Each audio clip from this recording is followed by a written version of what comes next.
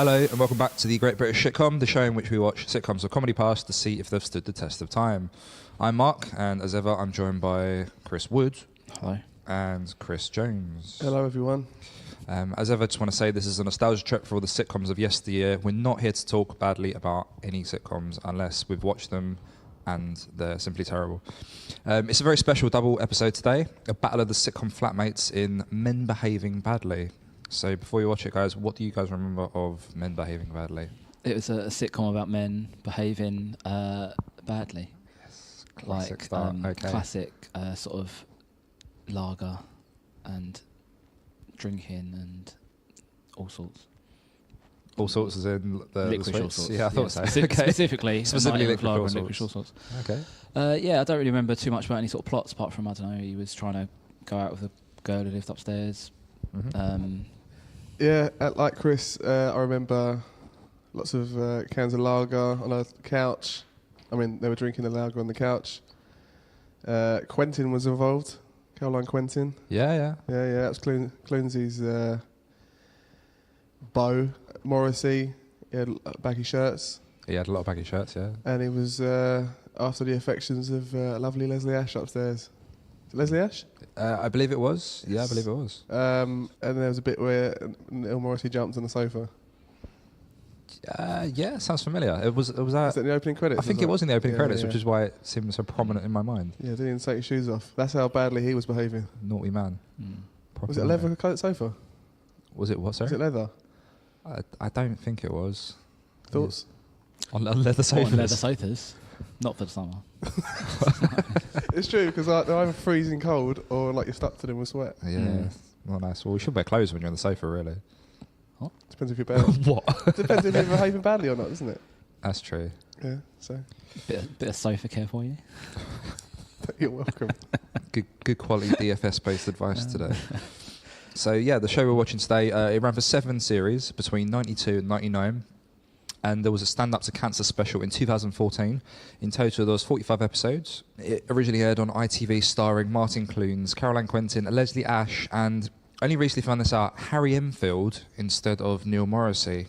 And this bit read quite sad when I read it online. Harry Enfield decided to leave after one series because he felt as though he was the weak link, was the phrase I believe he used.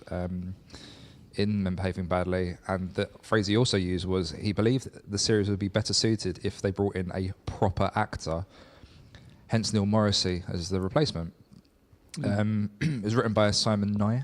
Harry Enfield did a whole series? He did a whole series, yeah. Really? Yeah. So all series 1 is Harry Enfield. That makes him the peak best of Men Behaving Badly, which I suppose makes Martin Clunes Ringo Starr. I'm going to say yeah. And there are parallels. I mean, obviously, it is Neil Morrissey, but Morrissey did do a voiceover for a children's show. Yeah, I did Ringo Starr. I feel like Ringo Starr and Morrissey have got very similar voices as well. Like very sort of like slowly and softly spoken. I'm going to try to do Ringo Starr's voice, but it's quite... We've all seen Thomas the Tank Engine. Come on. If you haven't, go watch it. So the writer of... What a recommendation. Yeah, it's great stuff. Sorry, if we're going to recommend it, I'd say just the first 2 series of it. Don't. That's after Star left. After Star's narration, after the second series, I only did wouldn't the first 2 episodes? Series, sorry. Yeah. Oh, After that. How many episodes in each series? Well, let me tell you. It was quite a few. There were quite a few. I mean, they're only like 5 minutes long. They're not really long. You've got to be prepared for it being pretty much very train-based. Mm-hmm. If you don't like trains, it's not for you. Yeah, pretty much. Well, there are sort of side, sort of bit parts. You know, there's a tractor, there's a helicopter, there's a traction engine. Okay. But it's all going to be set either like in or around train tracks. The island of Sodor. Pardon? The island of Sodor. Yeah.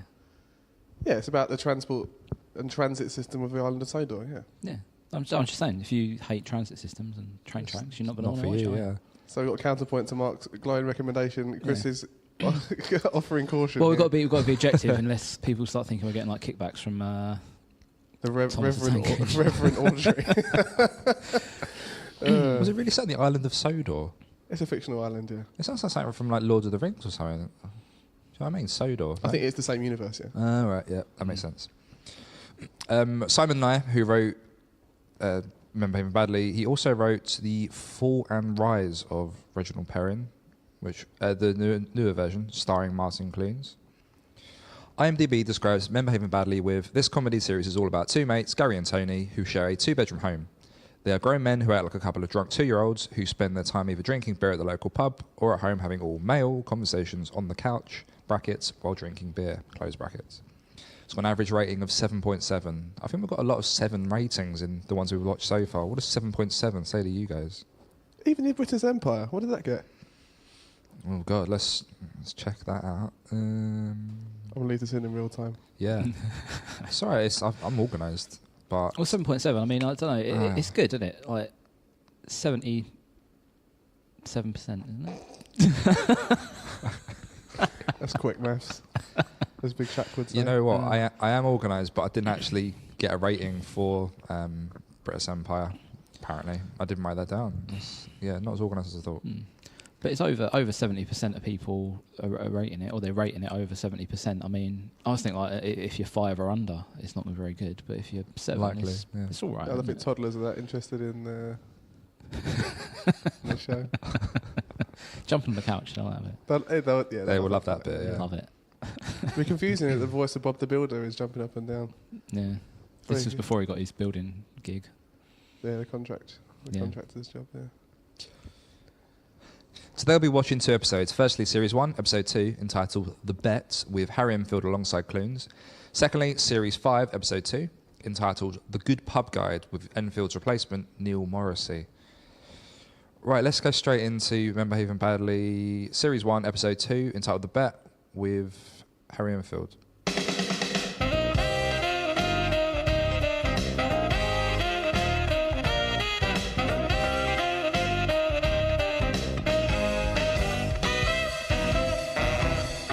Fucking slobs. All right, so we've just watched... what did we watch? We watched Series 1, Episode... Remember Him Badly. Oh, yeah, hang on. We watched Remember Him Badly with Harry Enfield in this series. I really didn't think I was going to like this, but I laughed so much. Yeah. This was brilliant. I'm really surprised how good it was, if I'm honest. Anyone want to recap roughly the premise of this episode? All right, so... do you want to look at my notes as you're doing it? No, I can do it from memory. Okay, I've got a good memory. Wait, what are their names? It's Gary and... Go for real Gary names, and Dermot, abuse, yeah. Gary and Dermot, yeah. Clunes and Enfield. Yeah. Gary and Dermot are flatmates. Gary is... Chris, do you want to do this? Huh? Do you want to do this? I'll do it. The pressure's too much. This is terrible. All right, so as Gary and Dermot, they're flatmates. They got a flat. There you go. That's how it works. This is much better than mine. They and they're kind of like they're I guess immature. Is it immature the word? I don't know. They're kind of like lads, aren't they? They like they're drinking. They're like they're a bit messy. Like the opening credit is them like got dirty washing and it's like a sandwich down the sofa and all that stuff. Like typical lad I think stuff. it was a kebab. Was it a kebab? I think it was a kebab. Oh, okay, Yeah. kebab.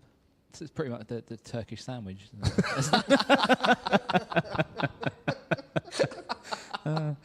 And I can't remember. So it's based around them having a bet for tickets for a show. Still laughing at Turkish sandwich, I'm sorry. To take his because basically I don't really know what's it about. they're having a bet on a game of chess, and Right, yeah. Yes. Gary's concerned that his girlfriend is having it off with another guy that she was on holiday with. Was she on holiday with him, or was she just talking about him? I don't know if they went away together. But she was saying that they played chess together, and then they kind of like gets on the whole thing like, oh yeah, chess. They're having chess all the time. So they build up to this big game of chess, and he's like practicing chess, and then they The flatmates face off in a chess match to win the tickets to Carmen, because they both want to go and take their respective love interests to the opera. Quentin and Ash. Yeah. And as it transpires, the tickets are fake anyway. Yes. So You should have known they were from a photocopier salesman. Mm-hmm. I should have rung alarm bells for Clunes immediately. Is that all right? Yeah, it'll do. So, I mean, the episode was called The Bet, and the bet was a chess game to win tickets from Clunes to Enfield for Carmen, as you both said, for they turned out to be fake in the end. So yeah, do you want to go over like the specifics of this episode, what actually happened, or any like highlights for you guys, good jokes, bits that worked quite nicely? Go on, then. You've got loads of stuff written down. Okay, so the whole thing starts with Dorothy going through slides of her holiday, which was in Florence, I believe. And we soon find out that the sheet that Dermot, Harry Enfield's character, puts up is stained with a nosebleed. Yeah, then they talk about having a chess bet when Dorothy storms out. I've written down cardigan. She's got a magnificent cardigan on. That's a massive cardigan, wasn't it? She looks like the honey monster. It's huge. It's all very baggy. I mean, something I noticed with like when you look back at sort of like 90s shows and sitcoms, like it's very baggy clothes. Yeah. Like if I was watching like some Home Improvements, and all the clothes they're wearing there, it's like nothing's really fitted. Yeah. It's like all the shirts, everything's like well oversized. It's just everything is completely square. Don't know whether that's like in the 90s, just like decadent, wealth of material. Wealth of Throwing material. it away. It's too much stuff going around. Like I don't know, it's weird, isn't it? I suppose it's weird when you look back and see how fashion changes over the years. What I liked in the first instance was that the top I'm wearing today was similar to Clunes's. It was, yeah. Yeah, his is yellow, mine is red. So I've taken a photo of him on screen. We'll get a photo of me, and we'll do a side-by-side comparison. Who wore it best? Who wore it best? Yeah, Clunes or Winter? Who wore it best? So the two guys then agreed to the chess match, and Clunes clearly doesn't know how to play chess, but the guy he works with, George, does. So it then cuts to George teaching him a bit of chess. I think before we go into that, Mm-hmm. Enfield has a good part.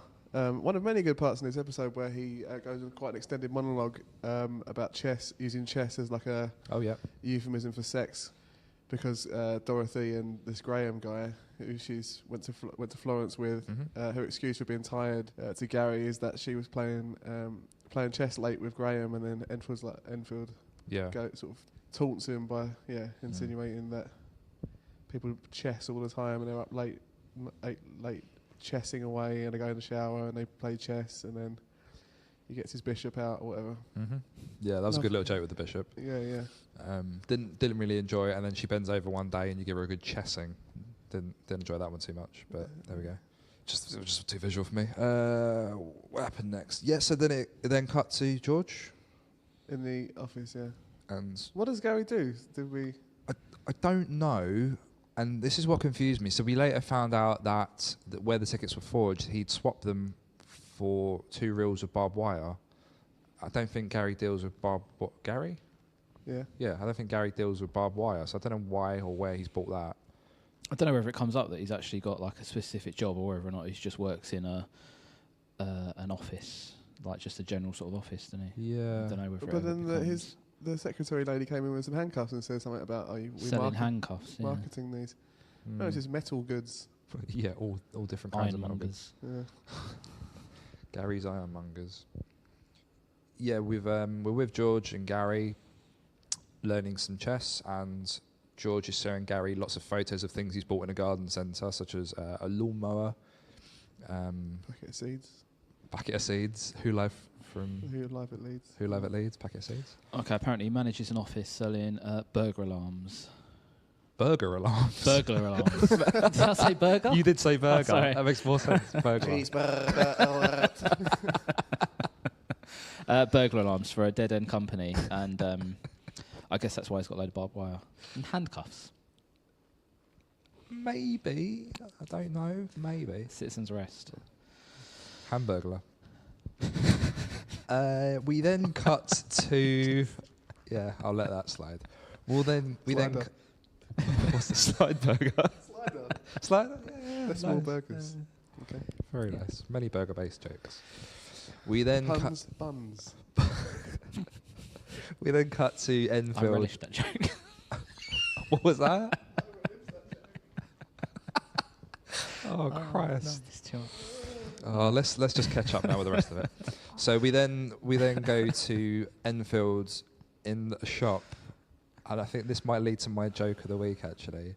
So he's looking at himself in a mirror, wearing a suit, and the mirror keeps sliding, and that went on for a little too long for me. But he then stepped further back, and the mirror kept sliding. And as it slides, eventually, Leslie Ash's character walks in.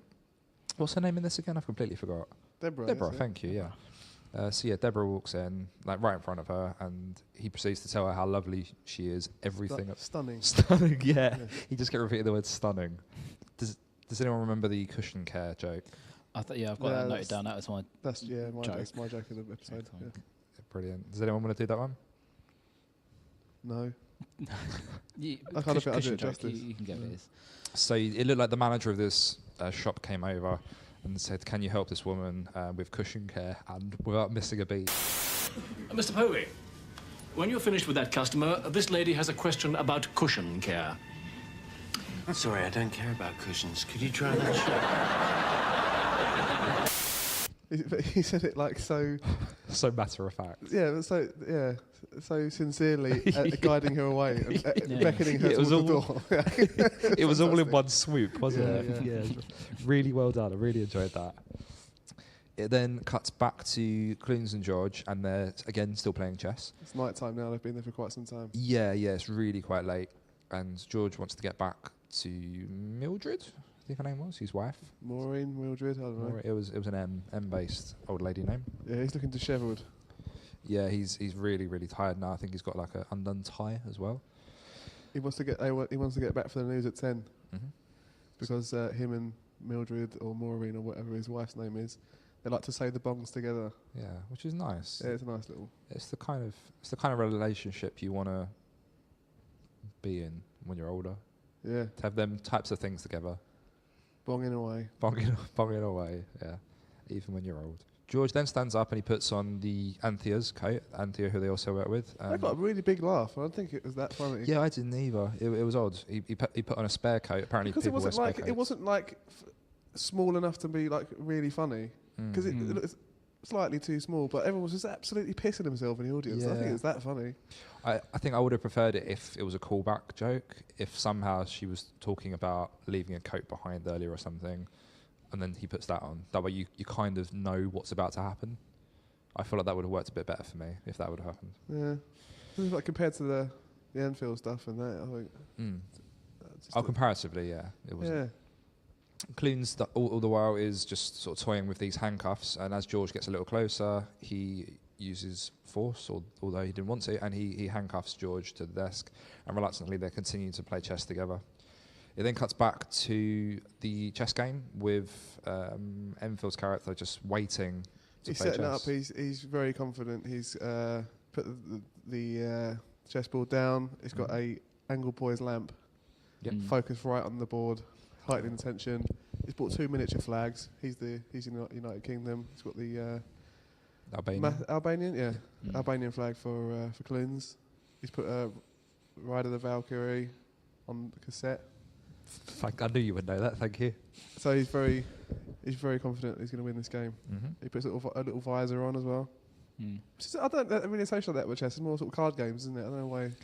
Card games and sort of like, is it teller? Is that what the word is when they're ringing up like the 1920s bank or something like that? Yeah. It's like in the film The Mask, there's a scene where he's wearing a visor. Or golf is that a golf thing as well? Kind of. Well, you might wear a visor, but not like a little plastic. No, you wear a solid visor. So it wouldn't give much shade, would it? Like straight in your translucent. Eyes. You magnify it. What? Just because the fans of Shitcom might not realise that we have a golf legend here. What would can't even get through it without laughing. Such disrespect. That sounds really insincere. I don't know what you're talking about. No, it's a fucking crack up in another case of Tiger Woods, which in many ways, Chris, is the white Tiger Woods of Tiger Woods. Yeah, of miniature golf. No, I think that when I first found this out about you, I hadn't seen you in a good few years. And then the first thing I heard was that you were. That wasn't the first thing. I probably said hello. You know. Okay, I'll take it back. One of the first things I heard was that you were now, I think, something like 7 or 8 in the UK for miniature golf, and I broke down laughing out of complete disbelief. Times have been tough on that front, and I am down to about sort of 16th, I think. So 16th in the UK though. Yeah. When you're out of about 30, it's things. It's not as good, but no, yeah, mini golf, yeah. What's the parallels with that and actual golf in terms of sports attire? Sports attire. Yeah, would you wear like a visor? Would you wear No, I wouldn't wear a Single visor. glove, I yeah. mean, it depends on the weather, really. I mean, when I was out in Portugal for the European Championships a couple of years ago, it was very hot, so I had to go and buy a hat. what kind of hat? Just a baseball cap. Standard, sure. Just because didn't want to get sun in my eyes a bit hot. Keep it shade. Attire, obviously, if you go and buy official mini golf rules. No, tie, really? Pardon? A tie? Well, you have to. Oh, a tie. I always said a tie. A tie, obviously, only for the opening closing ceremony. You have to wear. You can't wear shoes with sort of studs in them. You have to wear sporting shoes. Okay. You have to wear you can't just wear I don't know, a pair of brogues. You have to be dressed appropriately, obviously. But it's not much. It's not sort of any official. Obviously, if you're representing your country, several caps to our name. You have to wear your international kit on the thing. But obviously, mini golf. It's fun. British Mini Golf Association. Search it up. Yeah. Fun events all over the UK. I just want to bring Plug. that in though because it is. No, it's genuinely a brilliant thing. I needed to bring that in. Yeah, so I can't remember how I got onto it, but thank you. Visors. It's a Visors, good thank weekend you. if you like mini golf and you like top end competitive nature and high octane thrills. Search it up. It's good. Good, yeah, brilliant. So with going back to the chess game, Clunes very quickly wins. It's referred to as a king's something. The type of win. Does anyone remember what the name of the I think it had fall in it. I can't remember exactly what it was. Was it possibly? king's fall? Something maybe. Is that where he just leaves? He left something Blocked like left the the king queen or open. something. Blocked it. Yeah. I don't know anything about chess. No, me neither. My dad promised to teach me when I was a kid, but never did. So Still I know stings. nothing. Yeah, hurts. It hurts. He won the chess game. Then he And was all then happy about the gloated. tickets, and he gloated. You sort broke of- the angle poise. I was a bit sad about that. It was sort of Oh, left swinging, dangling. wasn't it? Real He broke the shame. what? The angle poise lamp. Yeah. Oh, one okay. Just sort of swinging there. Yeah. He put Ride the Valkyrie back on. He danced around, Mm-hmm. knocked all the pieces on the floor, Mm-hmm. and ran off set dancing. Mm-hmm. It then cut to a scene where Dermot is upstairs helping Leslie Lash's character, Deborah, putting together a shelf. Flat pack shelf. That Flat old pack thing shelf, of flat packs being something difficult to put together. Mm-hmm. But Do you reckon this was sort of the era of where it became more widespread having flat pack furniture? That's why it was like a sort of a topical reference. Or was it just like an evergreen sitcom go-to joke having flat pack furniture? it's one of those things that flat pack furniture is always one of those things where it's like they say that it's really hard to put together. People have these incomprehensible instructions, but I mean I've put together a load of flat pack stuff and I've never had any sort of problems where it's falling apart, or it might be just because I'm amazing at flat pack furniture. Yeah. I did notice that you were sort of vigorously shaking your head and sighing loudly during this I was part. I couldn't believe it. I was I had a little good joke about the instructor said something about sort of don't overstress the dowel pins. Align the A arrow with the B arrow, taking care not to overstress the dowel pins. Okay, dowel pins, just relax, okay? It's just a great delivery again from Enfield. Really, is knocking it out of the park in this episode, I feel. I think that the main thing for me about why I didn't think I would like this is because Enfield does this sort of gleefully dumb face Yeah. that almost defines the character he's about to do, and he does this in Men Behaving Badly, but delivery like that with certain lines, it doesn't feel like the character that his face is portraying, so it catches me off guard and I find it a lot funnier. So it's just this face that he does that I don't like. I've learned from watching this, but I really did enjoy that joke. That really caught me off guard. Then he starts talking about the tickets. I've written down £200 tickets. That was a joke as well. Oh yeah, about his wallet stolen. That was another great delivery. Yeah. That was brilliant. He said, "Oh, because obviously he'd lost the tickets in the chess game. Well, he didn't win them." And then he sort of breaks the news to Deborah, saying that he had his wallet stolen with the tickets in them. And she said, "Oh, they're expensive." And he's like, "Well, it's not the £200 I was worried about. It's just I went to have a good time." Yeah, that was a lovely little delivery. Yeah. Really enjoyed that. And then Clunes walks in and have a discussion about what lie did you come up with, stole the wallet. I think it just brushed over the fact that he came up in overalls. Yeah, there was something about that. Like He you've came to help. iron creases into those overalls. Did he come up to pretend to help, perhaps? I think he came up just to like. I mean, the relationship they seemed to have is they were going to like give each other a load of hell, really. Like whatever one of them was doing, the other one was going to do his utmost to sort of like mess that up and like sort of muck it about for him. So he was like coming up, obviously, I think, to just For a spanner in the sow a works. bit of discord. Didn't want him to get away with it too easy. Like they seemed very clear to want to throw each other under the bus. Yeah. Yeah. Like you can imagine that's a pretty tense living situation. Yeah. Yeah, no, that escalates actually. Them sort of, they're throwing each other under the bus. That escalates throughout the actual episodes, and there's a big like payoff in the end for that. Once that scene culminates with Clunes, it then cuts to Enfield and Ash's characters coming in from the video shop, and this led to another funny little bit where. Sure you didn't mind me choosing the video? No, you deserve it after the mix-up with the tickets. Anyway, haven't seen a cartoon for ages. Again, really caught me off guard. Yeah. Brilliant writing there. Love that. They've been to Sid's vids to get the cartoon. Sid's by the way. vids. Yes, they had. That's what it said on the case. Yeah, well noticed. Thank you. And then I'm forgetting everyone's names. There's only like 4 You characters. should have written them down on that bit. I've just written like next bit fake tickets, which Can I is say as well that Martin Clunes looks exactly the same as he does now. he does. It doesn't look any younger. I thought he looked quite a bit younger. Yeah, but it doesn't look like his face. Well, he looks doesn't the look like a same. different person. No, but he doesn't look old. He looks the same as he looks in that video that came out of him being told off in a car park. That came out recently. He looks almost the same. Got a bit longer hair, but he's still behaving badly. He's parking in motorcycle bays. Yeah. He's very much a method actor that never stopped. Yeah, Even in Doc Martin offset, he's just messing around. yeah, it's true. Yeah, drinking lager Yeah. on the job. Yeah. Bad practice. It 7 is, years yeah. of medical school for that. Struck off really.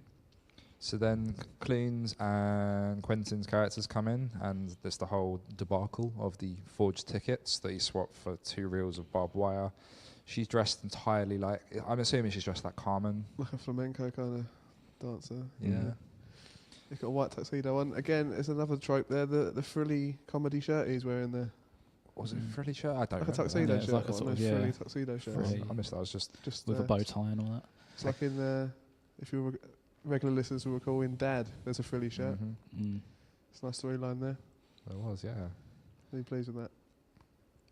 Yeah, previous episode, another frilly shirt. It's very bizarre. If you're a new listener, you haven't listened to that, go back and listen to Dad. It's a great episode. Yeah, I mean, theme tune alone. Great theme tune. Yeah, this is a great theme tune as well, It's isn't it? It's a brilliant. really good theme tune. I think I prefer Dad, but yeah, this as theme tunes go, this is one of the best ones. It's one of the ones that sticks in your head. It's like when you think men behaving badly, the first Yeah. thing that kind of comes into you is like the theme tune. So yeah, they came in, they had the whole chat about the tickets. Leslie S decides to walk out, and Dermot says, "Oh, I've let you down, I've let myself down, and in many ways, I've let lovers everywhere down."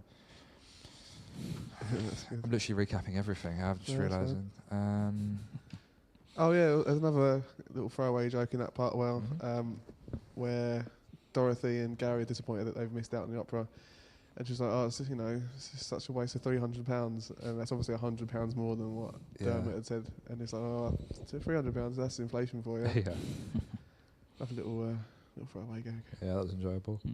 I think one of the final bits was she suggests that she's about to storm out. This is Quentin's character, and Gary stops her and says, "No way, I'll give you bus fare."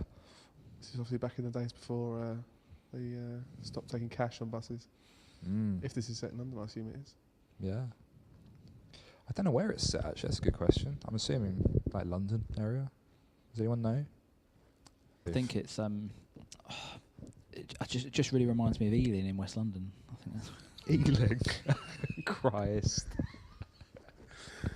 I imagine that's where it's set. Brilliant. Thank you. Just thought about it just then. Such insights. The whole thing finally ends with Dorothy's other guy, Graham, coming in. Do either of you guys want to recap on the final scenes with Graham? So Gary's getting quite petulant now. The evening's all gone wrong. Graham's come to usurp him to come and pick up Dorothy and take her away, take her home. And Gary sort of throwing all kind of insults at him. You read in one where he said, "Oh, we've all been drinking wine. Would you like a cup of urine?" They got a big laugh. I just didn't think it was. Oh, he said urine. Oh, I didn't hear what he said. I think he did. Yeah. No, he did. Yeah. I thought he said Uri, and that was a type of wine. That's why I was really confused. But urine makes sense. I didn't really think that was that funny. It wasn't a well-crafted joke, really. It's just quite, you know, Just childish. yeah. Yeah. But then I suppose that's in keeping with his character. His character is quite a Well, yeah, they're quite boorish man. childish, aren't they? Yeah. And then he sort of sarcastically suggests that they go and play chess together, and it turns out that Graham doesn't even play chess. Oh dear. So Enfield was correct. Yeah, it's a bit of a weird thing where you think about the situation. Like, obviously, the inference is that, like, I assume she's like going out with the guy Gary. Like, they're in a relationship at this point, or they just like casual. seeing each other, or is it just a casual? I think thing? they said sort of near the start that I don't understand it. When you're with me, you don't want to be with me. When you're not with me, you're like this. And there was a bit where he was like making more of an effort with her. So they're kind of on off, I would say. Yeah, but then if she is like doing something like sort of, I don't know if it's like behind his back or whatever, why would you bring that guy to the house to pick you up unless she's trying to make him jealous, unless she wants that reaction out of him? I don't know. I mean, obviously I can see where it's the payoff, where it's like the thing, it turns out he doesn't play chess and they were obviously chessing. But I don't know. Yeah. Why would any guy in that situation, why would any guy go to the house of the other guy, that the woman you're kind of with is... And be sort of like, yeah, all right, heard about you and stuff like that. And yeah, I'll come around, yeah, all right. Very odd. Well, I suppose it wouldn't be much of a payoff if he just like stayed outside in the car. It wouldn't be that much of a free song. You're just waving, yeah. So, you know, just for the construct of the sitcom, Mark, I think that's the only way it can work, is that he comes into the house. I think you're right. I think that helps. So the final bit where, as you guys said, just talking about don't even play chess. Either you guys want to cover the final parts of this episode? It got very angry very quickly. Yeah. It's almost like not disproportional, because I can imagine he would be a bit angry, but he got very, very. He started just shouting at everyone, kicked everyone out of his house, and then smashed up the chessboard with a. It wasn't even a cricket bat, was it? It was just a bit of wood, was it? I thought it was a bit of wood first of all as well, but I think it was a cricket bat. It's just like a tree branch. No, and that's triggered by Dermot saying it's okay. I can play chess with you if you like. Yeah, that was a good little joke as well. Like a really sort of quick thing that didn't necessarily need to be there, but worked. No, and that really triggered him, and he started smashing up. And it was an excellent freeze frame of him smashing up the coffee table. Yeah. And that was the end. Yeah. The end, yeah. Nice. That's good.